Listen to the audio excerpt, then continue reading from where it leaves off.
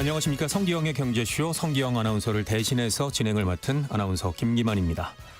한미 무역 협상이 타결됐습니다. 트럼프 미국 대통령이 오늘 새벽 SNS에 미국이 한국에 대한 상호 관세를 기존 25%에서 15%로 낮추기로 하고 한국이 미국에 3,500억 달러, 하나로 약 487조 원을 투자하는 등의 조건으로 전면적이고 완전한 무역 합의를 체결하기로 했다고 밝혔습니다.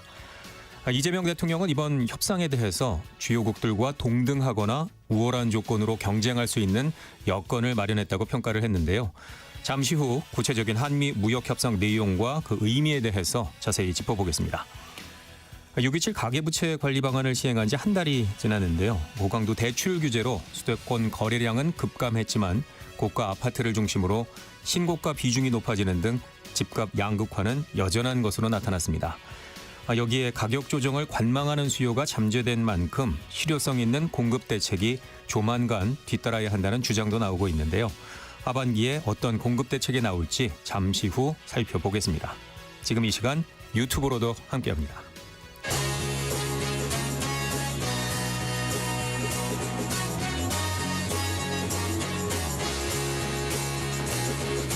경제 시야를 넓혀드립니다. 투자의 지름길을 안내합니다. 돈 되는 정보를 발견하는 시간. KBS 1라디오 경제쇼. 먼저 오늘의 경제 뉴스 정리해드립니다. 경제 뉴스 브리핑 손석우 경제평론가와 함께하겠습니다. 어서 오십시오. 네, 안녕하십니까. 오늘 국내 증시는 무역 협상 타결 소식에도 약세로 마감을 했죠. 네, 코스닥이 막판에 상승세로 돌아서긴 했지만요. 전반적으로 좀 장중 내내 지지부진한 흐름 보였습니다. 일단 종가부터 말씀드릴게요. 코스피는 0.28% 하락한 3,245.44에 거래를 마쳤고요.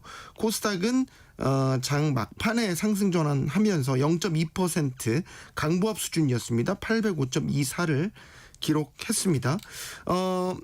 장 초반에는 일단은 무역협상 타결됐다는 소식에 기대감이 반영되면서 강세로 흐름을 보였는데 점차 상승폭을 줄였어요.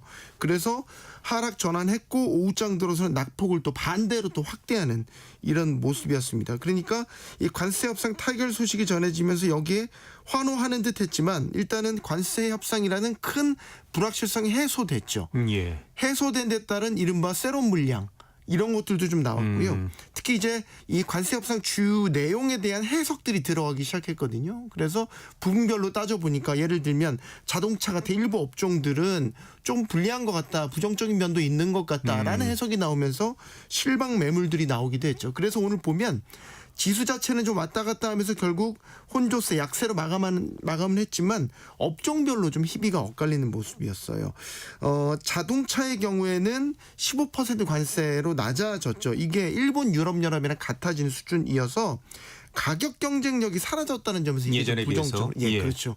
이게 좀 부정적으로 받아들이는 분위기였고요. 이에 따라서 오늘 현대차와 기아차는 상당히 급락세를 보였습니다. 뭐 현대차 같은 경우는 4%대, 기아는 오늘 6%대 큰 낙폭. 급락세를 나타냈고요. 오늘 시가총액 1위 삼성전자도 뭐 2% 가까운 좀 큰 약세를 나타냈습니다. 반대로 이제 미국과 조선업 협력 프로젝트 가동된다는 기대감, 이 기대감이 반영된 조선 섹터, 조선업종은 오늘 전반적으로 일제히 강세를 나타내는 모습이었습니다. 예, 상호 관세 시한을 하루 앞둔 시점이었는데요. 우리나라와 미국이 협상을 어쨌든 타결을 했죠. 네, 정말 우여곡절 끝에 협상을 타결 지은 거고 이 타결되는 막판까지도 정말 예측 불허였던 거는 원래 도널드 트럼프 대통령이 직접 나서는 협상이 아닌 줄 알았어요. 예.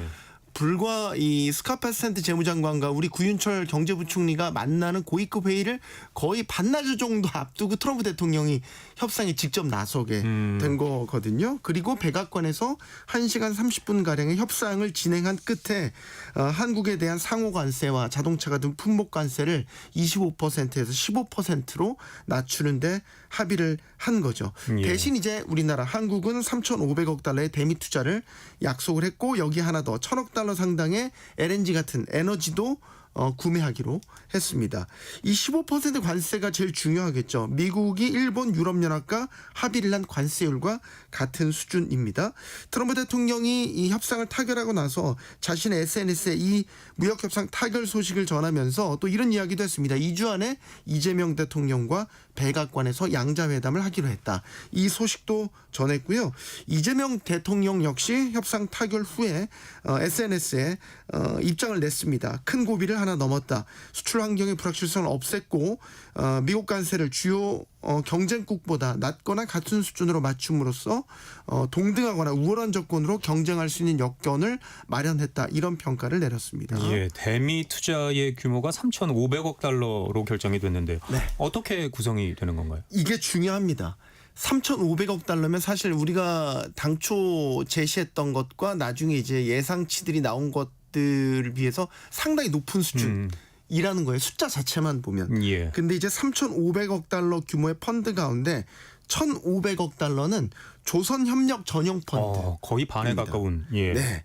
그러면 미국과 이번에 그 타결하는 데 있어서 조선협력 카드 이른바 마스카 프로젝트가 가장 큰 역할을 한 것으로 전해지고 있죠. 그러면 이 조선업 관련 펀드를 제외하면 나머지는 실제 대미 투자는 2천억 달러 가량 입니다. 이 2천억 달러는 이제 조선 분야를 제외한 나머지 반도체나 원전, 2차 전지, 바이오 등에 투자될 것이라는 게 이제 우리 정부의 설명이고요. 펀드의 투자 분야를 고려한다면 이제 이건 우리 정부 설명입니다. 우리 기업이 결국 전략적 파트너로 참여하게 될 가능성이 높고 미국 진출에 관심이 있는 기업들에게는 좋은 기회가 될 수 있을 것이다. 이제 이런 평가도 내리고 있는데 이거는 사실 우리 정부의 설명과 미국 측 설명이 조금 다른 미묘하게 분위기가 다른 것도 있어요. 미국 측의 입장은 어떤가요? 예를 들어서 하워드 러트닉 미 상무장관도 이제 SNS에 입장을 낸 걸 보면 이 3,500억 달러 투자 가운데 이 3,500억 달러는 트럼프 대통령이 지시하는 대로 원하는 곳에 투자를 한다. 그리고 투자 수익의 90%는 미국이 가져간다. 예. 이런 주장을 한 겁니다. 이 90% 수익은 수익 배분 비율을 말하는 건데 이건 일본과 합의했던 당시에 적용됐던 비율과도 똑같은 비율입니다. 근데 이건 더 세부 내용을 사실 뜯어봐야 돼요. 우리가 이제 최종 서명을 한 건 아니기 때문에 네. 이 이후에도 후속 협상들이 계속해서 이어질 거거든요. 악마는 디테일에 숨어 있다고. 네. 후속 협상을 더 지켜봐야 예, 됩니다. 지켜봐야 할 것 같고요. 자, 극적으로 협상이 타결이 됐는데 수출 기업들의 반응도 궁금한데요. 가장 긴장했던 곳은 역시 자동차 예. 업종이죠. 왜냐하면 대미 수출 비중이 가장 큰 업종이거든요. 앞서 그리고 타결을 지었던 일본 유럽연합과도 미국에서 직접 경쟁하기도 하니까 일단은 25%의 고율 관세율이 일본 유럽연합과 같은 수준인 15%로 낮춰졌다는 점에 대해서 일단은 안도하는 분위기. 그래서 이 현대차, 기아 같은 경우는 뭐 다른 업체들도 마찬가지지만 이제 잠시나마 25%의 관세율을 적용받아 왔거든요. 그래서 2분기 실적을 보면 영업이익이 확 줄었어요. 이게 25% 관세 영향이 바로 나타난 겁니다. 예. 일단은 이런 영업이익의 손해는 어느 정도는 이제 관세율이 낮아졌기 때문에 좀 줄어들 여지가 생기는 거죠. 다만 우리가 이제 무관세로 자동차를 수출했던 나라였지 않습니까? 근데 우리와 직접 경쟁하는 일본과 유럽연합은 2.5%의 관세를 문 상태에서 수출을 했단 말이죠. 예. 근데 지금은 이제 결과적으로 15%로 똑같아졌어요. 그러니까 25%에서 15%로 낮아진 건 똑같지만 예전에 우리가 누렸던 2.5%만큼의 가격 경쟁력은 이제 더 이상 기대할 수가 예. 없게 된 거죠. 애초에 우리 정부는 자동차 관세에 있어서는 15%가 아니라 12.5%를 관철시켜 달라고 주장을 해왔어요. 예. 계속 미국 측에 요구를 해왔는데 결국 미국 측이 수용하지 않았고 15%로 결정이 됐기 때문에 최악의 상황 면했지만 이전과 같은 어떤 이득은 사라졌기 경쟁력은 때문에 사라지게 되는. 네, 기대와 예. 불안이 공존하고 있다. 이렇게 볼 수 있겠고 그밖에 반도체 업계라든지 뭐 제약업계 같은 경우는 앞으로 곧 품목별 관세가 발표될 거거든요. 일단 이번 협상 타결로 불확실성이 사라졌다는 데에는 안도하는 분위기이긴 한데 또 품목별 관세 어떻게 부과를 할지 여기에 대해서는 또 한켠에서는 계속 긴장하면서 바라보고 있죠. 네, 다음 소식 알아보겠습니다. 미국 연방준비제도가 5차례 연속해서 기준금리를 동결했죠. 네, 이틀간의 연방공개시장위원회 FOMC를 오늘 끝냈고요. 기준금리를 현행 4.25에서 4.50%로 동결하는 결정을 내렸습니다. 5차례 연속 동결이고 트럼프 대통령이 집권한 후에는 계속해서 동결 기조를 미국 연준이 유지를 하고 있습니다.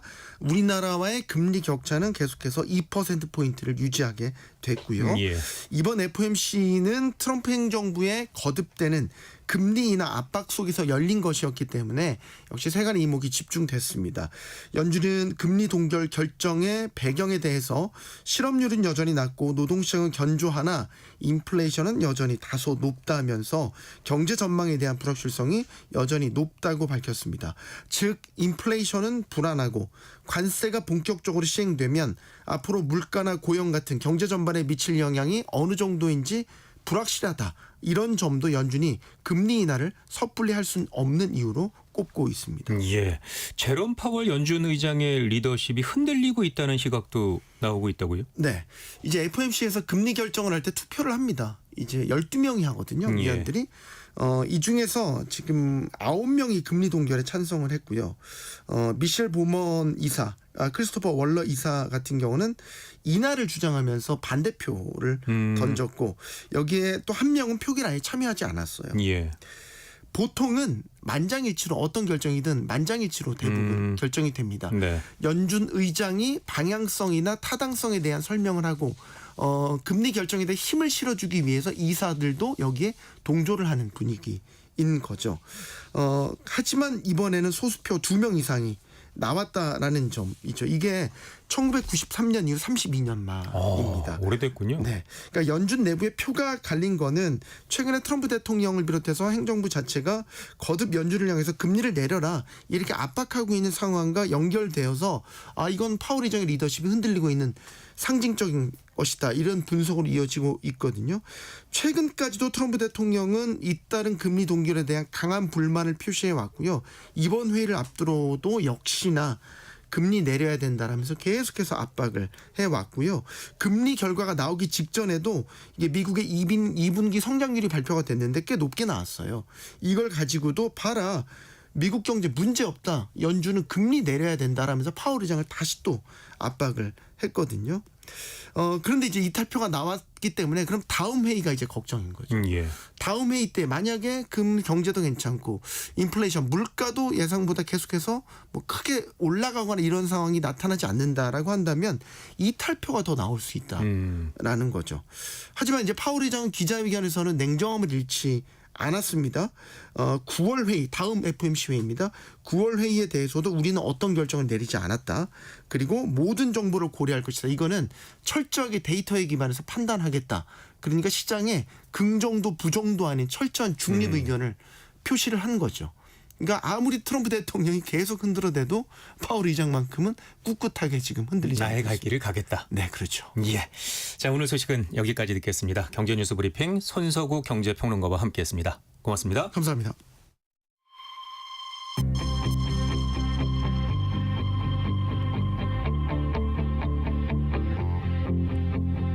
경제 전문가의 원포인트 레슨. 꼭 알아야 할 정보와 이슈를 알기 쉽게 풀어드립니다. 대한민국 경제 고수와 함께 투자의 맥을 짚는 KBS 1라디오 경제쇼. 진행의 성기영 아나운서입니다. 네, 오늘 새벽 트럼프 미국 대통령이 한미 무역 협상이 타결됐다고 직접 밝혔습니다. 트럼프 대통령이 자신의 SNS에 미국은 한국산 제품에 기존에 통보한 25%보다 10%포인트 낮은 15%의 관세를 부과하고 한국은 미국의 거액의 투자와 에너지 등의 구매를 약속했다고 소식을 전한 건데요. 여기에 또 이재명 대통령과 2주 안에 백악관에서 정상회담을 가질 거라며 이때 추가 투자가 발표될 거라고 덧붙였습니다. 미국이 밝힌 관세 시한을 하루 앞두고 타결된 한미 무역 협상의 내용과 의미 자세히 짚어보겠습니다. 김광석 한양대 겸임교수 스튜디오에 모셨습니다. 어서 오십시오. 안녕하세요. 자, 정말 초미의 관심사였죠. 한미 무역 협상. 관세 발효 시한을 하루 앞두고 타결이 됐는데 먼저 협상 결과부터 좀 짚어주시죠. 네, 많은 분들이 이 결과를 받아들고 다행이다 한숨을 또 내쉬는 분들도 계시고 다 가져가네 하는 또 걱정, 우려감도 있고 그 두 가지가 다 교차하는 협상 결과였다라고 의견을 먼저 드리겠습니다. 예. 아쉬운 부분도 있지만 뭐 이 정도면 그래도 뭐 최선의 성과를 낸 거 아니냐. 아쉬우면서 뭐 최선의 성과다. 뭐 이런 평가를 먼저 말씀드립니다. 일단 기본적으로 우리는 관세율을 15%로 얻어냈습니다. 예. EU도 일본도 15% 관세율을 결국 만들었거든요. 근데 관세율을 25에서 15%로 내리는 과정에선 우리가 내어줄 걸 내줘야겠죠. 예. 그 내주는 게 3,500억 달러의 대미 투자. 이걸 약속했고요. 첫 번째. 두 번째, 우리 시장을 좀 어느 정도 개방하겠다. 물론 쌀이나 소고기 시장 같은 경우는 제외하지만 그밖에 농산물 시장도 어느 정도 개방해야 되고 뭐 자동차 트럭도 마찬가지입니다. 자, 이렇게 우리는 미국에 이런 투자를 하면서 또 LNG 수입도 마찬가지예요. 1,000억 달러. 예, 1,000억 달러 가량의 중동산 LNG가 아닌 미국산 LNG를 대체하면 되는 거거든요. 이런 식으로 미국 측의 요구들을 어느 정도 들어주고 또 우리 측의 요구도 관철시키면서 상호간의 관세율을 조정하는 그런 결과가 발표된 겁니다. 자동차 분야는 어떤가요? 좀 짚어주시죠. 네, 자동차가 사실 중요해요.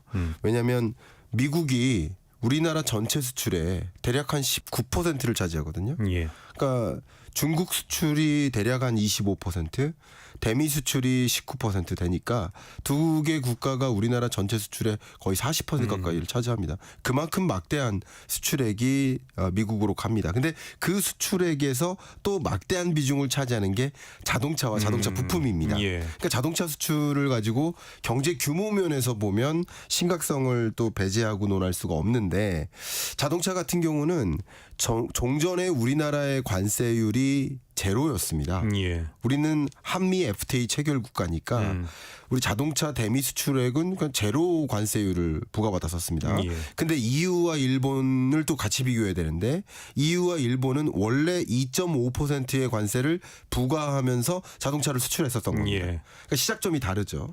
근데 시작점은 다른데 종착지는 같은 거예요. 15%. 결과적으로는 우리가 더 예. 그러니까 결국 세계, 그러니까 EU나 일본이나 한국 모두 다 15%의 자동차 관세율을 부과받는 건 마찬가지지만 시작점이 우리는 제로에서 시작했으니까 결국 가격 경쟁력이라는 면에서 봤을 때 더 가격 경쟁력이 실추되는 그런 결과가 초래된 것이라고 해석해 볼 수 있겠죠. 예. 또 추후 발표될 반도체와 의약품 관세와 관련해서는 최혜국 대우를 받게 된다고요. 네, 이 부분은 제가 좀 중립적으로 해석을 하겠습니다. 예. 그러니까 이 최혜국 대우가 어떤 개념이냐면 한국보다 더 나은 조건을 받는 나라는 없을 것이다 이런 뜻이에요. 예. 근데 한국만큼 같은 대우를 받는 나라가 많다면 큰 의미는 없는 거야. 예를 들면 방금 말씀드렸던 것처럼 자동차 품목 관세율 같은 경우도 EU나 일본이나 우리가 다 15%인 거예요.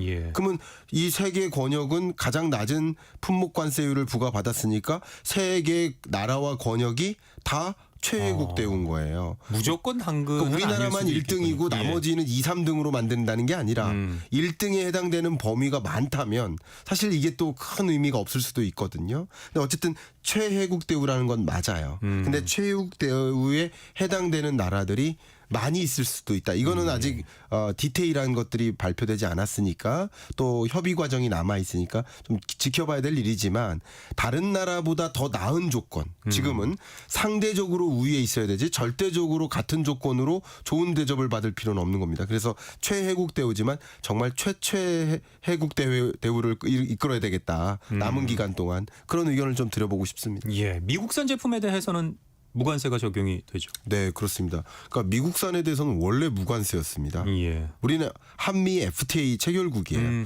FTA의 개념이 free trade, 관세 없이 우리 수출하자라고 조약을 맺었는데 그 FTA라는 그 조약이 온데간데 없이 사라진 거예요.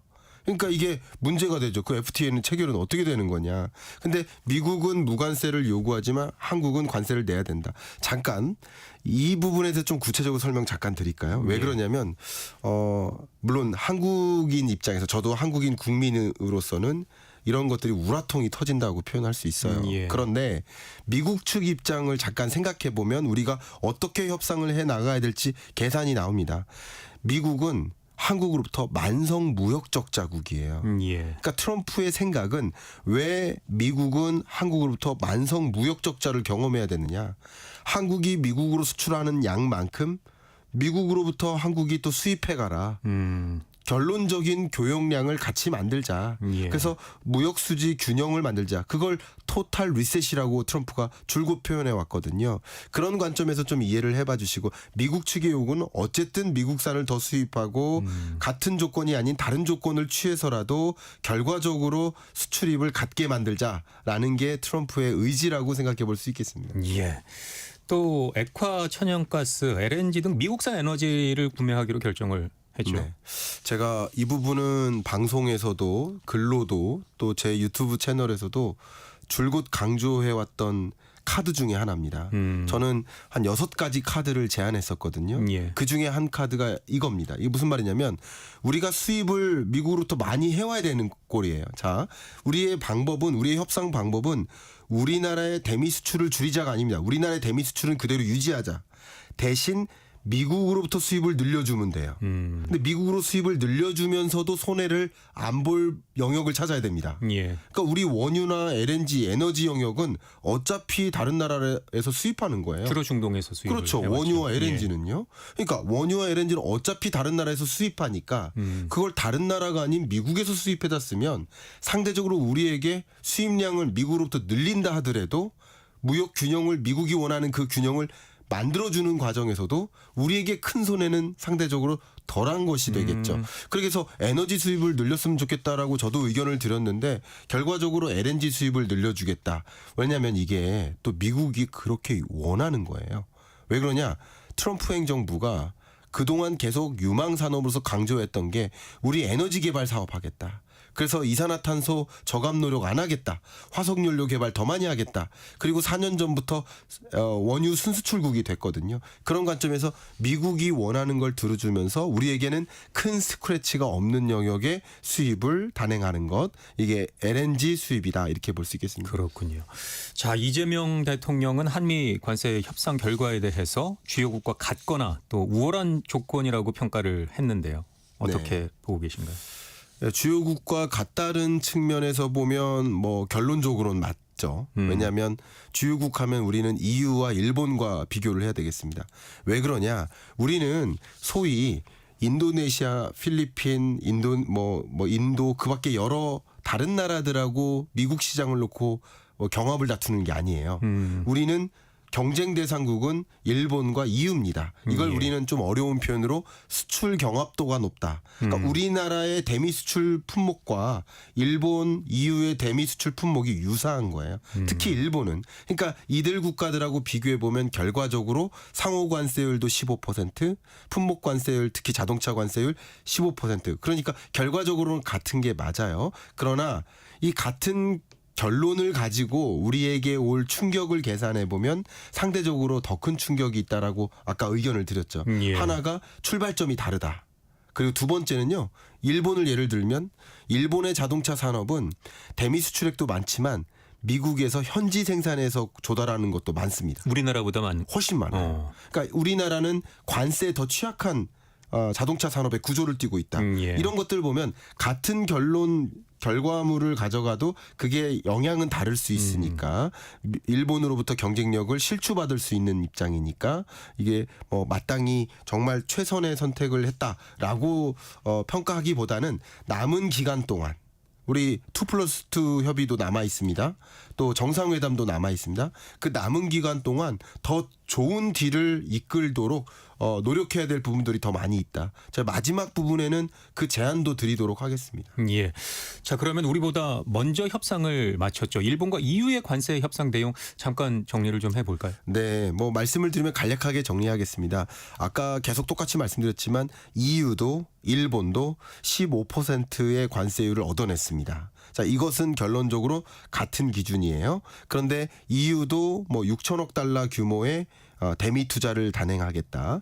일본 같은 경우도 5,500억 달러 규모의 대미 투자를 단행하겠다. 뭐 그밖에 미국으로부터 뭐 어떤 뭐 보인기라든가 에너지를 수입해주겠다. 이런 종류의 조건들은 비슷합니다. 그러나 결론적으로 관세율 면에서는 한국하고 같은 입장에 놓여 있다 이렇게 의견드리겠습니다. 예.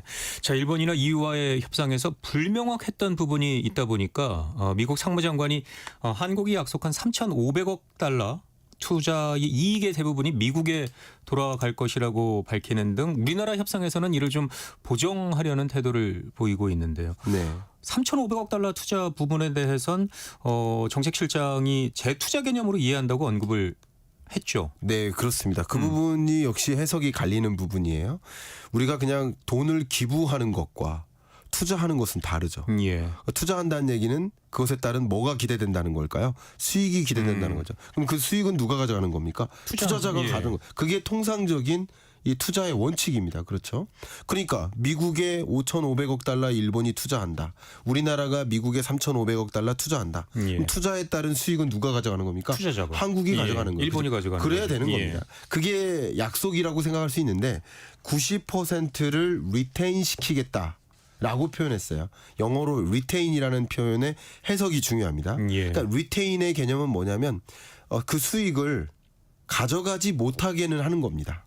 계속 미국에 있게 하겠다라는 예, 거죠. 입가하게는 그분이. 하는 예. 건데 이 retain의 개념은 유보하다, 재투자하다 이런 겁니다. 예. 그러니까 수익을 돈을 빼가는 게 아니라 예를 들어서 은행에 저축을 했는데 이자가 발생하면 이자를 빼서 쓰는 방법도 있겠지만 이자를 계속 두면 복리가 발생할 거 아니야. 그렇게 재투자로 이어질 수 있도록 미국에 안착하게 만들 수 있도록 하는 게 리테인의 개념입니다. 생각하기에 따라서는 미국이 가져간다라고 생각을 할 수도 있잖아요. 단어만 결론적으로는 보면. 미국 경제를 위해서 계속 추가적으로 가져가는 개념도 되고 예. 그리고 우리가 가져올 수 없는 영역, 테이크아웃 할 수 있는 영역은 또 아니기도 하고 그렇다고 해서 수익을 전혀 안 갖고 되돌려준다는 개념은 아니지만 다시 미국에게 투자 규모를 늘려준다라는 개념이 되니까 모호한 개념이 되지만 저는 중립적으로 이게 뭐 장단이 있다 이렇게 의견을 드리겠습니다. 그래서 중립을 말씀을 하셨군요. 네, 네.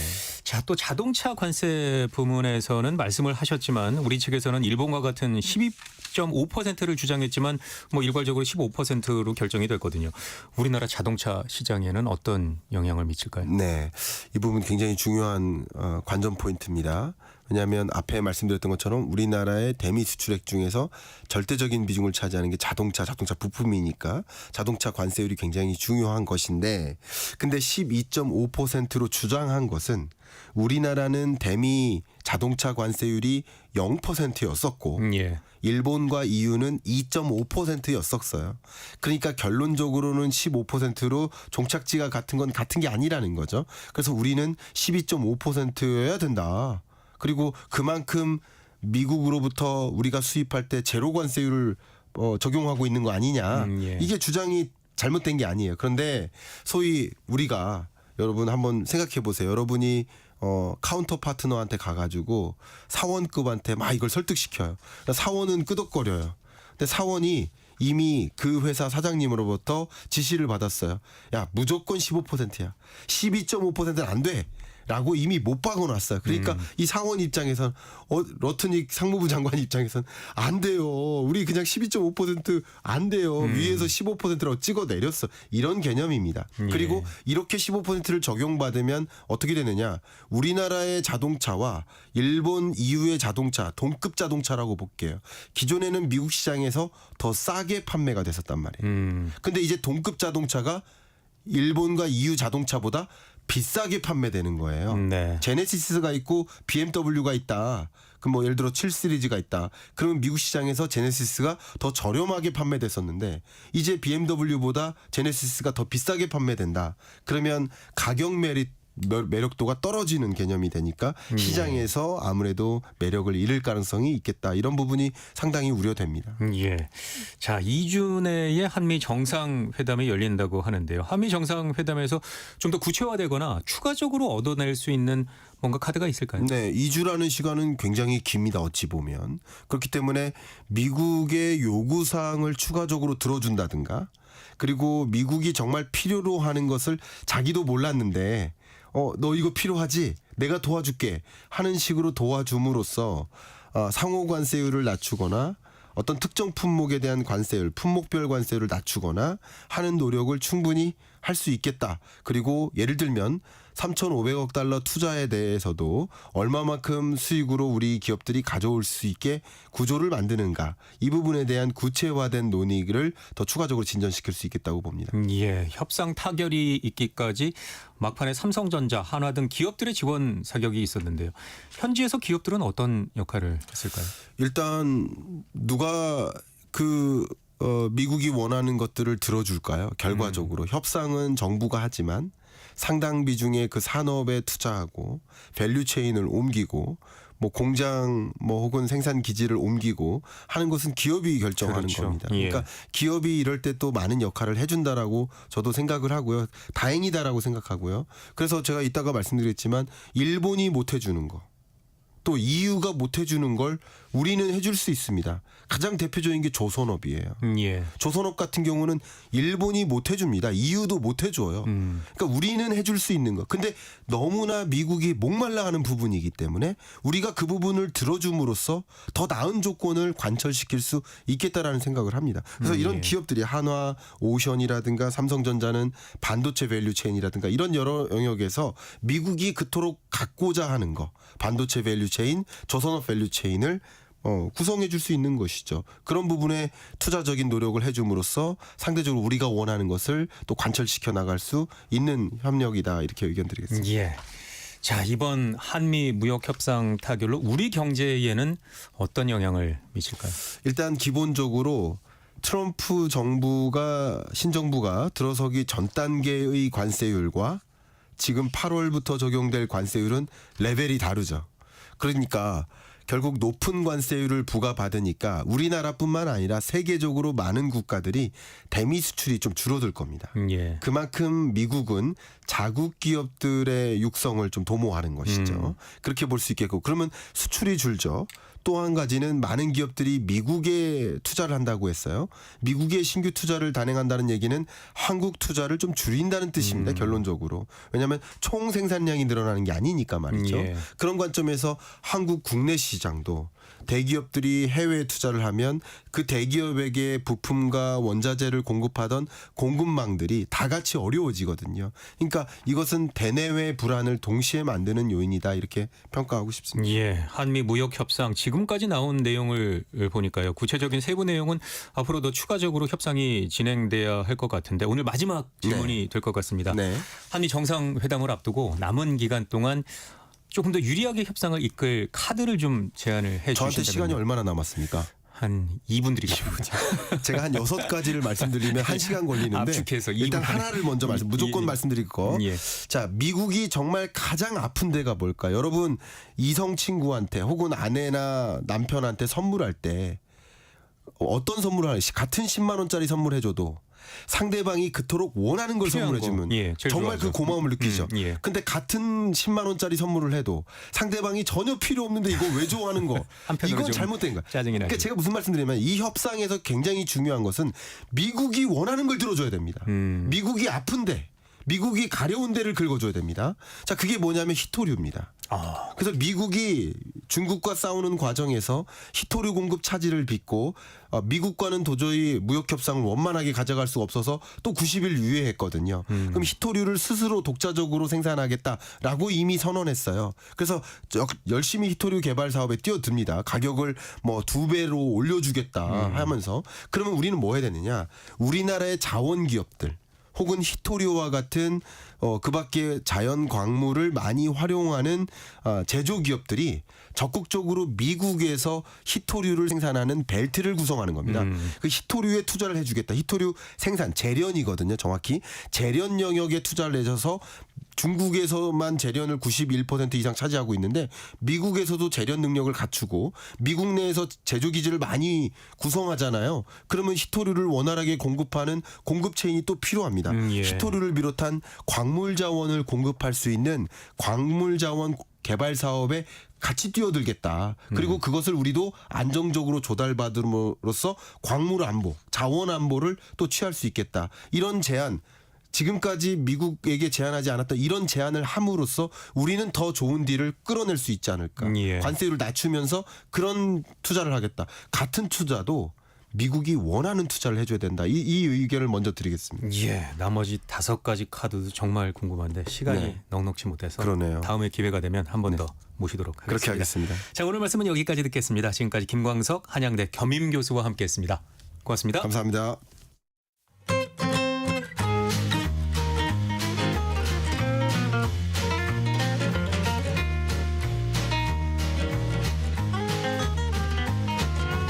경제 맛집 투자 핫플. 지금은 돈 벌기 딱 좋은 시간. KBS 1라디오 경제쇼.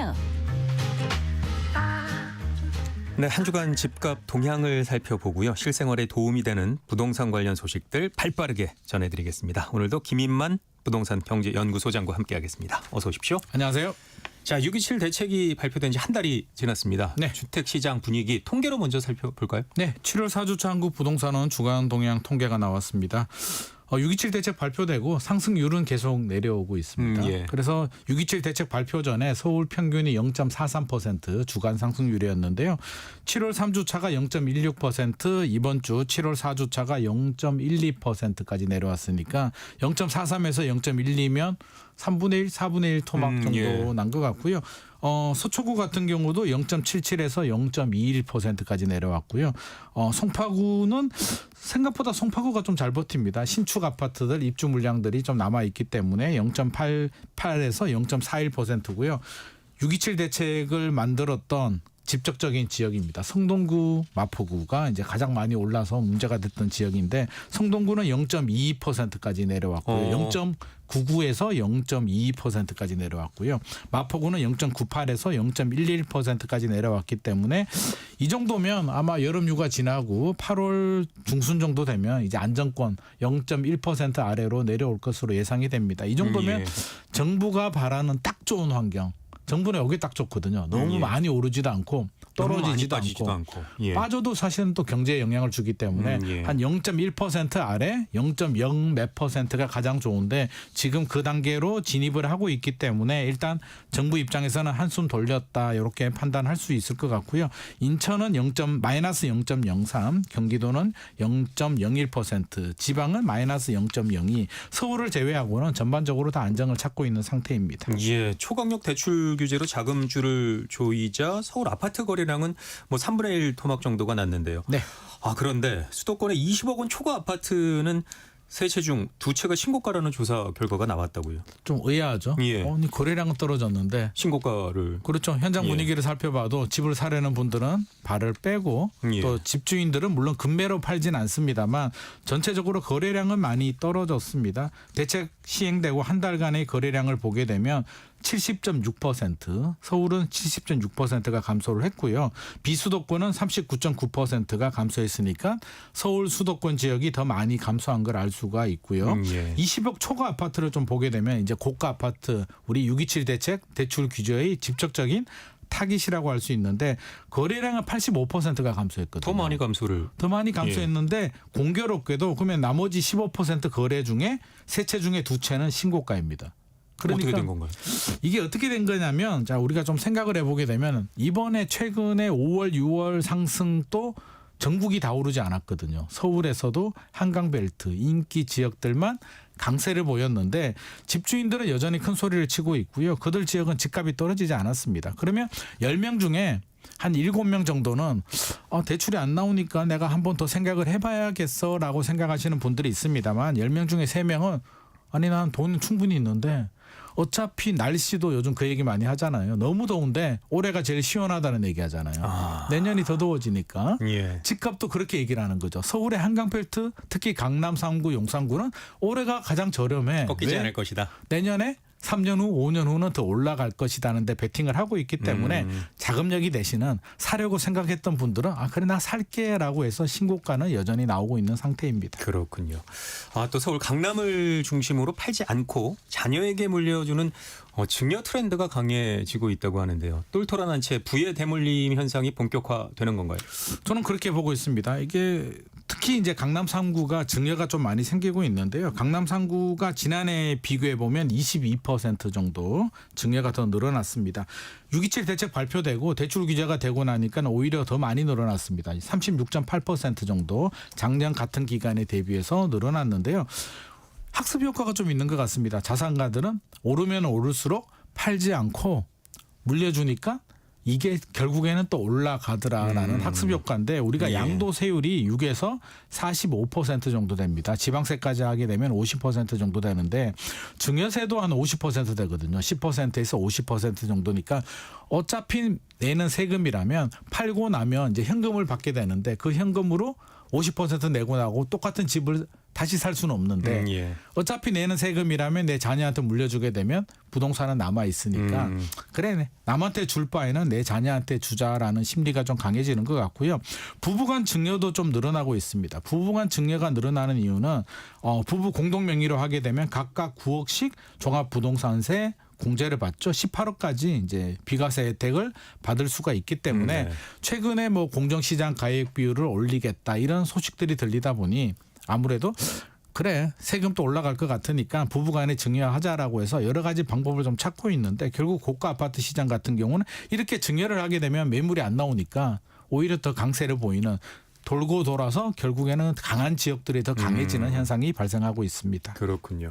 자, 이어서 임대차 시장도 살펴볼 텐데요. 전세는 강남과 강북의 온도차가 크고요. 월세와 속도는 더 빨라지고 있다고 하는데 서민들의 고통은 더 커지는 분위기 아닌가요? 그렇죠. 뭐 사실 집값 올라가게 되면 안 사면 되잖아요. 예. 안 사고 그냥 전세 살면 되는데 그 전세가 안정이 되는 게 서민 주거 안정에 정말 중요한데 전세가 안정되지는 않습니다. 이게 걱정이고요. 월세와 속도도 빠른데 일단 강남과 강북의 온도 차이가 좀 있는 이유는요. 6.27 대책에서 조건부 전세 대출 규제가 나왔습니다. 그게 뭐냐면 신규 아파트 입주를 앞두고 있으면 우리 기존에는 내가 대출을 받아서 입주하거나 세입자한테 전세금 주고 전세금 받아서 잔금을 할 수도 있잖아요. 예. 6.27 대책 이후에는 전세 받아서 잔금을 하려고 하면 그 전세 집은 전세 대출이 안 나옵니다. 그러니까 세입자 구하기가 하늘의 별 따기가 되다 보니까 네. 잠원동의 메이플자이 아파트 같은 경우는 전세 가격이 오히려 하락을 하고 있습니다. 전용 59 같은 경우에 전세 가격이 14억 정도 거래가 되다가 10억 5,500만 원,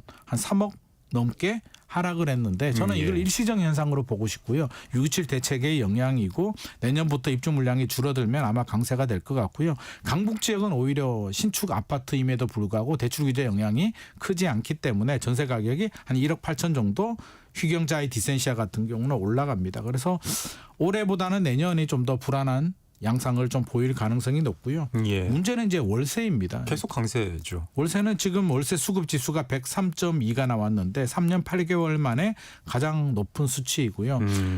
임대차 비중 중에 2021년에 월세 비중이 한 41% 정도 됐는데요. 지금 2025년에는 60% 정도로 월세 비중은 점점 높아지고 있고 또 200만 원 넘어가는 초고가 월세도 사실 늘어났습니다. 1월이 12.6%였는데 6월은 14.5%로 늘어납니다. 그래서 전방위적으로 지금 다 강세를 보여주고 있기 때문에 정부가 결국에는 이 문제를 해결하려면 공급 물량을 많이 쏟아내야 되는데 사실 공급 대책이 이렇게 단기간에 많이 나올 수 있는 물량이 제한적이기 때문에 임대차 시장은 내년에도 더 불안해질 가능성이 높을 것 같습니다. 예, 말씀을 하신 것처럼 공급 물량이라도 충분히 남아주면 다행인데 실상은 총 반대라고 하는데요. 네. 올해 상반기 분양 물량이 지난해 상반기에 비해서 크게 감소한다는 조사 결과가 나왔죠. 그렇죠. 지금 입주 물량 감소가 이제 사회적 이슈가 되고 있고요. 올해보다는 올 상반기보다는 올 하반기가 줄어들고요. 내년에도 줄어드는데 지금 분양 물량 또 감소하는 거로 조사 결과가 나왔습니다. 분양 물량이 줄어든다는 얘기는 3년 후에 입주 물량이 줄어든다는 얘기인데 2021년 상반기를 보게 되면 전국적으로 11만 5천 호 정도가 공급 물량이 나왔고요. 2022년 상반기까지만 하더라도 10만 호 정도 나왔는데 2023년이 4만 4천 호 정도로 뚝 떨어졌습니다. 그러면 3년 후에 입주 물량이니까 내년 상반기부터 입주 물량이 상당히 크게 줄어든다는 얘기고요. 2024년 보다 2025년이 또 한 30% 정도 줄어들었기 때문에 앞으로 한 4년에서 5년 정도는 전국적으로 특히 서울 수도권 같은 경우는 입주 물량이 더 부족할 가능성이 높고 제가 그래서 전세 월세 시장이 좀 더 불안해질 수도 있겠다라는 말씀을 드리고 있습니다. 자, 상황이 이렇다 보니까 정부 주도의 대대적인 주택 공급 확대 대책에 관심이 더 커지고 있는데요. 네. 공급 불안을 해소할 만한 내용이 있을까요? 김윤덕 국토교통부 장관 후보자께서 이제 청문회 때 하신 말씀을 보게 되면 일단 네. 주택 공급에 대해서 좀 집중을 하겠다라는 말씀을 하고 있는데요. 일단 서울의 정비 사업들, 재건축 재개발 물량을 좀 늘리기 위해서 용적률도 올리고 사업 속도를 좀 올리겠다.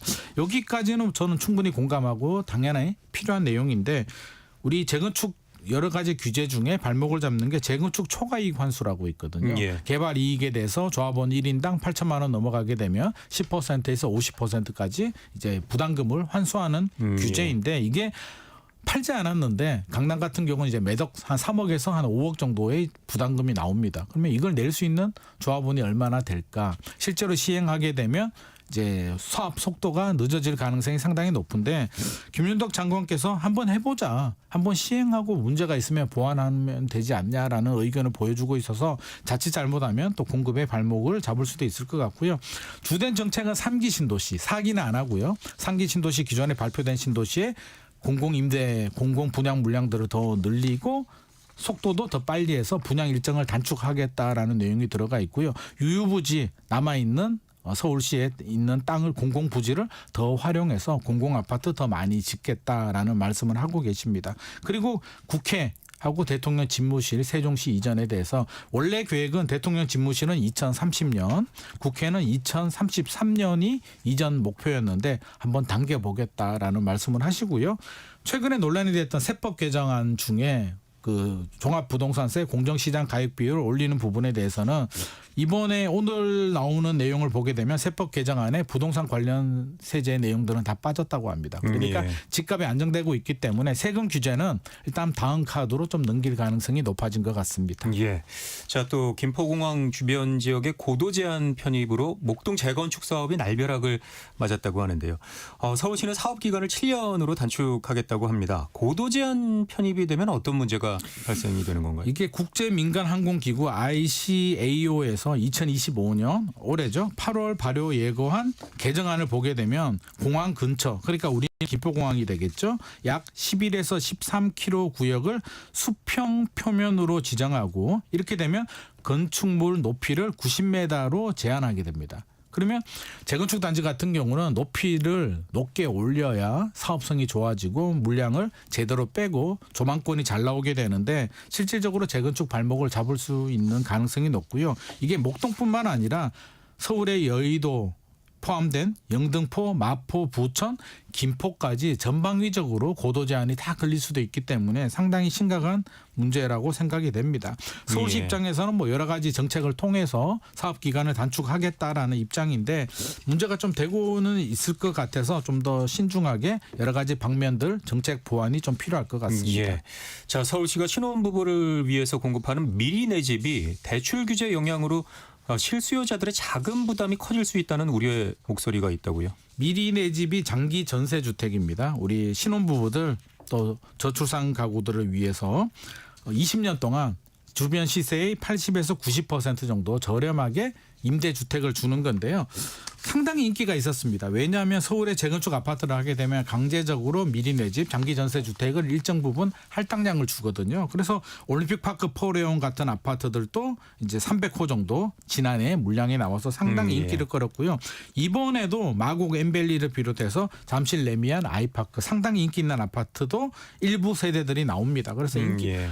많은 분들이 이제 선호는 하는데 문제는 최근에 정책자금 대출을 이제 정부가 규제를 했거든요. 그래서 버팀목 대출 한도가 3억에서 2억 5천만 원으로 한도가 줄어들었는데 장기 전세 주변 시세보다 저렴하게 공급을 하더라도 3억 3천에서 7억 7천만 원 정도의 그 보증금이 되는데 결국에는 대출 한도가 줄어드니까 우리 신혼부부들 돈이 없는데 현금을 더 많이 마련해야 되니까 좀 불편할 수는 있을 것 같습니다. 이 부분에 대해서는 저는 정책자금 대출을 좀 더 완화해주는 스탠스를 좀 취해도 우리 신혼부부들을 위해서는 좀 필요하지 않나 생각을 하고 있습니다. 신혼부부니까요.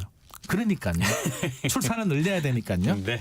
자, 오늘 소식은 여기까지 듣겠습니다. 김인만 부동산 경제연구소장과 함께했습니다. 오늘 말씀 고맙습니다. 감사합니다. 네, 성경의 경제쇼는 여기까지입니다. 저는 아나운서 김기만이었고요. 내일 다시 인사드리겠습니다. 함께해 주신 여러분 고맙습니다.